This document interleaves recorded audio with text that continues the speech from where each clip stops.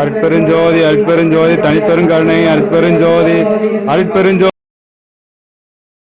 இன்று நாம் காண இருப்பது நீங்கள் ஆவலோடு எதிர்பார்த்து கொண்டிருந்த பழனி முருகனின் நவபாஷான சிலையை பற்றி தான். ஏற்கனவே பழனி முருகனை பற்றி நிறைய விஷயங்கள் எங்களுக்கு தெரியும். இதில் என்ன புதிதாக நீங்கள் சொல்ல போகிறீர்கள் என்றுதானே நீங்கள் யோசிப்பீர்கள். ஆம், நிச்சயம் புதிதான செய்திகளை தான் நமது சேனலில் நீங்கள் பார்த்திருப்பீர்கள். பலரும் சொல்லிய கதைகளை இங்கு நாங்கள் சொல்ல மாட்டோம். ஆனால் பலருக்கும் தெரியாத நவபாஷான முருகன் சிலையில் உள்ள சூட்சுமங்களை பற்றி தான் இந்நிகழ்ச்சிகள் நீங்கள் காண இருக்கின்றீர்கள். அப்படி என்ன யாருக்கும் தெரியாத ரகசியம் என்றுதானே நீங்கள் யோசிப்பீர்கள்.